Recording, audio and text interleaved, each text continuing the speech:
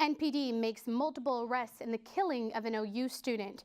President Trump unveils what he says is the biggest tax cut in the nation's history. And Oklahoma prisons achieve a dubious and dangerous distinction. This is OU Nightly.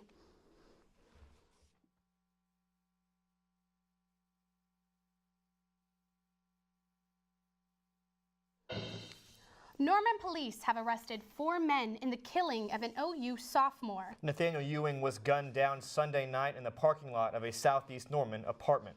Police booked Tyreek Turner, Armani Morgan, and 2 17-year-olds into the Cleveland County Jail on complaints of first-degree murder. It was here at the Willowbrook apartment parking lot that NPD says 2 men approached Ewing and a companion. Witnesses indicate the 2 men were attempting to rob Ewing when 2 shots were fired, one of them striking Ewing. Paramedics took Ewing to OU Med Center, where he died.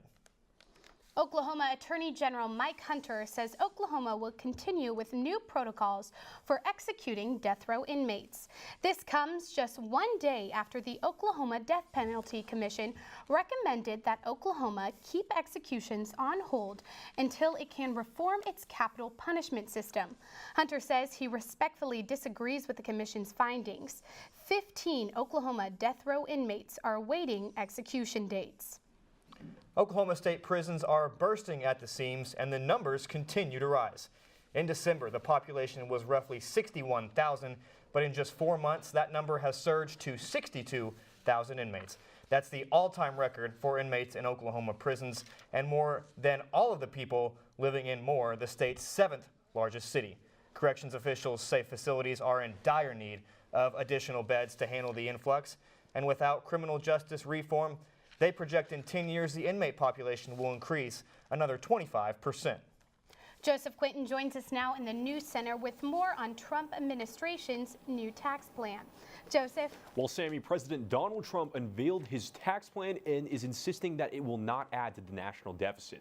The plan proposes slashing corporate tax rates and doubles the number of personal exemptions individual taxpayers can claim. This is going to be the biggest tax cut and the largest tax reform in the history of our country, and we are committed to seeing this through. During his campaign, Trump proposed a similar tax plan, and some analysts estimated that over the 10 years it would add trillions of dollars to the deficit. And once again, a federal judge has shut down an immigration order made by President Trump. A judge from the Bay Area's 9th Circuit Court of Appeals ruled against Trump's plan to withhold funds from sanctuary cities. So on Twitter, Trump called the decision ridiculous and vowed he would take this fight all the way to the Supreme Court. The United States Air Force is testing its weapons once again. Earlier today, the U.S. fired an intercontinental ballistic missile from Central California to the South Pacific. The Air Force regularly tests its intercontinental missiles to ensure precision and reliability, but this test is noteworthy because of rising tensions between the U.S. and North Korea. And Sammy, on that same note, U.S. senators have been summoned for an unusual meeting at the White House today. The meeting is reportedly a logistical update to senators regarding North Korea. Thank you, Joseph. Environmental Protection Agency Administrator Scott Pruitt is under fire again. Senate Democrat Sheldon Whitehouse filed an ethics complaint on Tuesday against Pruitt over a planned May 5th appearance as the keynote speaker at the Oklahoma Republican Party's annual gala dinner. Senator Whitehouse says his appearance would violate the Hatch Act, which limits the political activities of executive branch employees. Business should expect that they will be targeted by cyber criminals. That's what national security leaders told bankers and attorneys at the National Summit on Homeland Security in Oklahoma City. Presenters told the group it's not if a cyber attack will occur, but when. The Oklahoma City University's Murray Center for Homeland Security Law and Policy hosted the event. Sam, we got a lot of rain last night. That's good to hear. We did. It was pouring. Yeah, got some hail. Hail, lightning. Yeah. There was a lightning flash, I tell you, every like 10 seconds it felt like. It was crazy. Yeah. Sawyer, can you tell us any more about last night's storms? Yeah, guys, it was busy. Now here in Norman, we officially received just over a half-inch rain, 0.61 to be exact. And as that system moved on off to the east, it just dumped a lot of rain. Some places in between Muskogee and McAllister, upwards of 3 inches. That's why we have many flood warnings, even some flash flood warnings. So that system's now in central Arkansas, even causing some tornadoes. Current temps outside right now, we're in the 50s with the 40s up in northeast Oklahoma. And then coming up a little bit, these gusty winds are going to continue for a few more days. We have a few warm days coming up, and thunderstorms likely Friday night. I'll have more on that in just a little bit. Thank you, Sawyer. A bill that could use property tax revenue to fund police, firefighters, and jails has hit a wall in the state Senate. David Holt, the bill's author, sought permission from Appropriations Chairwoman Kim David to restore title for House Bill 1374. That would have allowed the bill to move straight to the governor's desk. David denied the request. The bill will now go to a conference committee. There's another bill in the name of safety also working its way through the Oklahoma State House. Senate Bill 40 would let Oklahomans point guns at people to prevent some felony-level physical violence crimes. It passed in the House yesterday, and only a procedural vote from the Senate stands in its way. The bill passed the House with a comfortable margin and no debate. Still ahead on OU Nightly, how technology might be used to track down uninsured motorists. Plus, Norman's homeless animals are looking for a little love.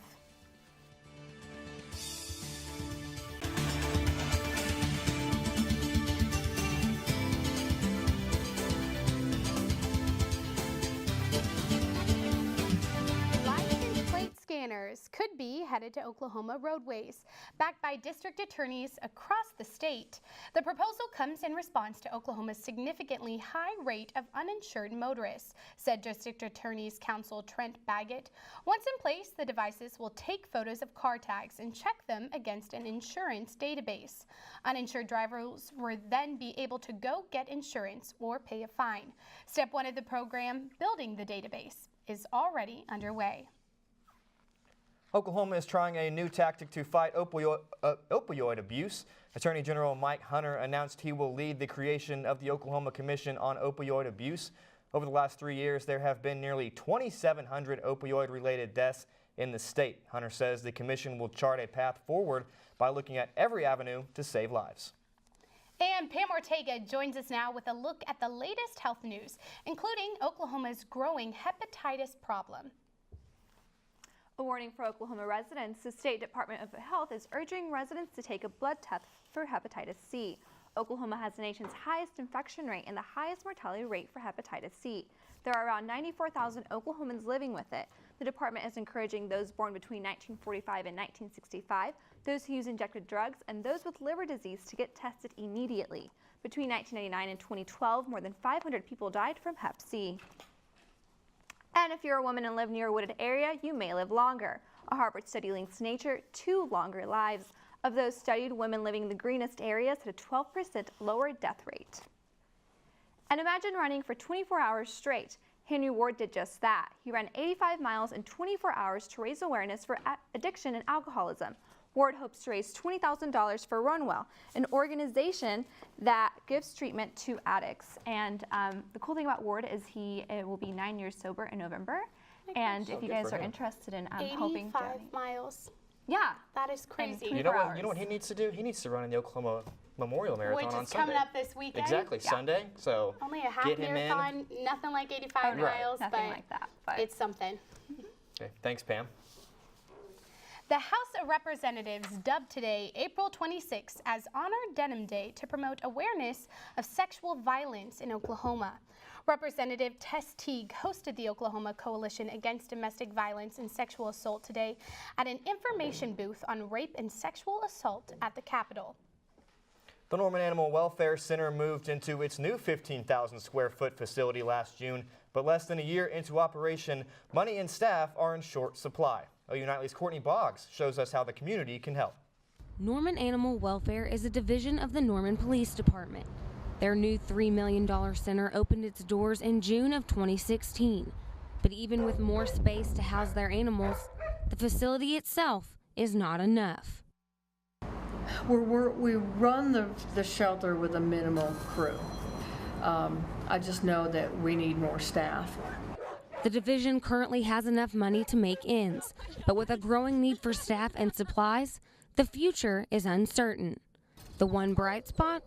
A growing group of volunteers whose dedication and love for animals is making a difference. I mean, we as animal welfare officers or staff here, we do the basics, but it's the volunteers that take the dogs out and do play groups. It's the volunteers that foster the animals that need to be out of here and into a quieter environment. Without volunteers, it would be a real suffering to the animals, and it'd be a lot more stressful for the staff as well. The NAWC has around 20 active volunteers who, among other things, help walk and play with the dogs, socialize the cats, and foster animals. Rebecca Bean has been volunteering at the shelter for 2 years and says that they're always looking to add more to the team. So there's lots and lots of different opportunities, and we can find a creative way to use anyone's energy. Volunteers can choose the hours they work at the shelter. The only requirement is that they fill out an application online and attend a training seminar at the center. But regardless of what jobs they are assigned, there seems to be one common reward. So easily it's when you see an animal go home to be adopted. Seeing the dog go through the whole process, being adopted and not returned. For more information on how to become a volunteer, go to the Norman Police Department website and click the Animal Welfare tab. And if you'd like to make a donation to the shelter, items can be purchased and sent directly to the center on Amazon. You can find a link to the Amazon wish list on ounightly.com. Still ahead on OU Nightly, it's a bird, it's a plane. No, wait, it's a baseball player? And Sawyer Wells will join us with more on the gloomy and cold weather here in Norman. We'll be right back. And welcome back to OU Nightly. Looking out at Headington Hall, it's been really just kind of a gloomy day. We've had these clouds, and that's associated with all that big system that moved through last night. And currently outside, we're a lot cooler than we were yesterday. We're in the mid-50s, north-northwest winds at 10 to 15 miles per hour, gusting at times up to 20, and that humidity is right around 67%. Now, last night, those storms did move through. We have some photos to show you. So this was taken at the National Weather Center just as those storms to our north were starting to develop, and you can really see the anvil, as we call it, when the storms just kind of shoot up through a good portion of the atmosphere. And then this was down near Noble, Oklahoma. It had a hailstone almost 2 inches in size, and so some hail damage down near Noble. I know several people had ping pong ball size. I know here on campus, I think they only had about pea size is what I'm hearing. So pretty wide range of hail throughout the entire system. Now lows tonight, cooler than we were several days ago. We're going to be in the lower 40s here in Norman, maybe some lower 50s and spotty. And so then for tomorrow, highs as far as we're looking at, we're going to warm back up. So once we get this cold air out of here, we're going to warm up into the lower 70s, maybe some mid 70s into the southwest. And so let's talk about this system for Friday that we're looking at. There's the current one that's moving on off that's causing some problems over in central Arkansas. So this moves out, and we get those few days of some warmer weather, 70s, if you call that warm. And so then we'll have the low pressure and this cold front move through. And now we'll stop it here right at Friday midday, and we'll get on a little closer look. And this system starts to develop. I think this model has a little bit too far to the southeast. And so as this moves on off, though, we'll have the showers form. Looks like they may turn to a squall line later Friday night into Saturday morning. And then behind it, we do have this low pressure system that's going to bring some more moisture up, and we may get some wraparound showers Saturday. And so it's going to be kind of a wet early weekend. So this is what it's looking like. 71 for Thursday, 74 on Friday, 70% chance of some showers, mainly in the afternoon. Those gusty winds will stay with us later in the weekend as we start to clear out. Saturday, those still looking wet. Mainly early Sunday morning, and then we'll clear out for the beginning of next week. So Sounds that good. looks nice. Sounds like a weekend where you just stay indoors and watch some Netflix. Textbook April showers. Yeah. And that rainstorm moves out, it sounds like just in time for the marathon on Yep, Sunday. just in time for that marathon. It might have some drizzle at the beginning of it, but Sooner Saturday is this upcoming Saturday, and 70% chance of rain. yeah, it's gonna Prospective be pretty students wet. will probably be And your just umbrella be and your aware because raincoat. there is a chance for some severe weather. We're monitoring that, Okay. and we'll give you an update tomorrow. Sounds good. Thanks, Sawyer. Straight ahead in sports, Lon Kruger picked up one of the top junior college scores in the country. Plus, the Oklahoma City Thunder were back in Houston for a do-or-die Game 5 last night. Blakely Durham has all that and more in sports right around the corner. Stay with us.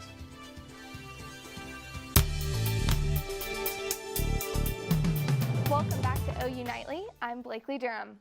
Thunder versus Rockets last night in Game 5. Here we are in the first quarter, 0-0. Russ is going to dish it off to Steven, but take this one all the way to the house to start the Thunder off right. Rockets now with the ball. Harden dishes it to Ariza, who again takes it into the layup for the layup. Moving on to the second. And check this out. Rookie Alex Abrinas drains the three. He had 11 on the night. Thunder still ahead. Russ to Gibson for the easy two right there. Too easy. The Thunder had a monster third quarter. Russ alone had 20 points. And right here, he goes to Steven Adams, who lays it in.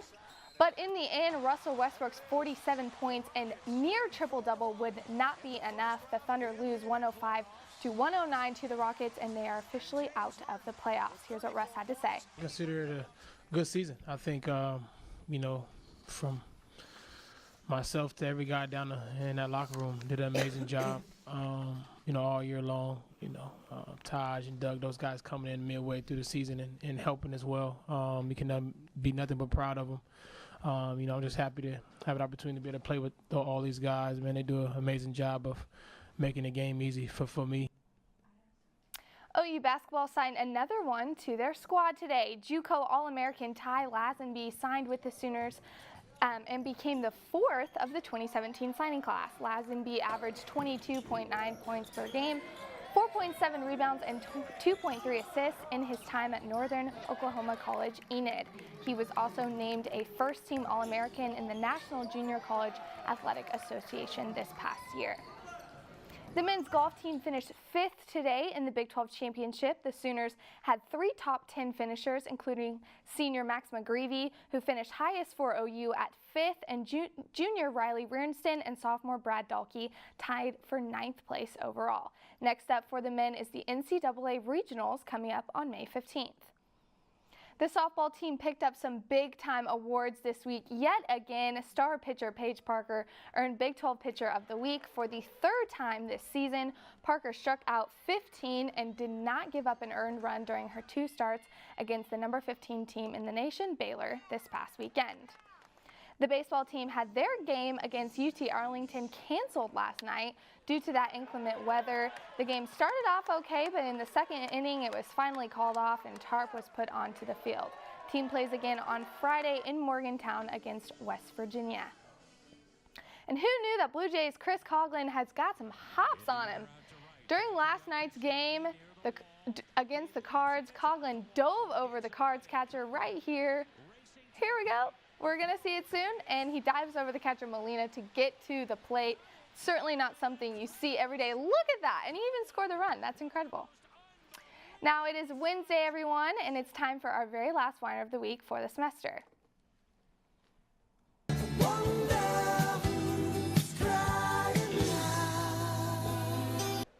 Brewers' Eric Thames has 11 homers in the month of April. He is dominating at the bat right now, but some people can't seem to believe his sudden success. The fans are my whiners this week. Social media has blown up with all sorts of accusations on Thames, and people are claiming his success is due to him taking performance-enhancing drugs. Well, Thames has now been drug tested 3 different times, and they've all come back clean. Thames says he's not worried about the haters, and was quoted saying, "Keep the tests coming. I've got all the blood and urine they want." So, guys, he doesn't need this wine. He doesn't need to calm down. Yeah, the fans maybe need this. Fans definitely but need it. 3 times. Fine. You would think they would Give get it a it rest, by then. right? They need to just let, Poor guy. Everybody wants baseball to be more exciting. Here you go. Exactly. He's Bunch of having home success. runs. They need to just leave him alone. Right. Yeah. Thanks, Blakely. Still to come on OU Nightly, the sky's the limit for what Uber has in store. He stopped loving her today. They placed a wreath upon his door. I'm Abby Green at the OU Nightly Update Desk. Some electricity customers in Oklahoma are in for a price hike. Public Service of Oklahoma says it will base future billings on projected fuel costs. PSO is based in Tulsa, and it's the state's 2nd largest electric company. While fuel costs have been higher in the past 6 months, utilities can charge only fuel costs actually used to produce energy. A typical customer can expect a $6 increase in their monthly bill. That's the latest from the Update Desk. Carson. Thanks, Abby. Soon enough, streetcar Ubers will be the old way of getting around. The mega taxi service plans to introduce flying taxis to Dallas and Dubai by 2020. Uber is partnering with aviation companies to develop the flying cars, which have long been a staple in futuristic films, but are now looking more and more like a reality. That would be so Wouldn't that be convenient. awesome? I would love that. Yeah, I could go back home and, a heartbeat, right? Probably not a cheap fare, but No, definitely not, but whatever. But worth it. Yeah, absolutely. Sawyer, can we get one last look at the weather for tonight? Yeah, guys. So we're looking at those winds going to be continuing out of the northwest, 10 to 15. Mostly all night. We'll be in the mid-40s by midnight. So we'll start to cool down. Be a little cool tonight, a little chilly, but Better overall not night too than bad. last night. Better night than last night, definitely. Don't think an Uber could have driven in last night's. No, that would have been very bad with all the lightning, hail, all that. Yeah. Wouldn't have made it through. Made it through. Well, thank you for watching OU Nightly, brought to you by Gaylord College at the University of Oklahoma. We'll see you back here tomorrow night, live at 4:30. Have a great evening. Good night.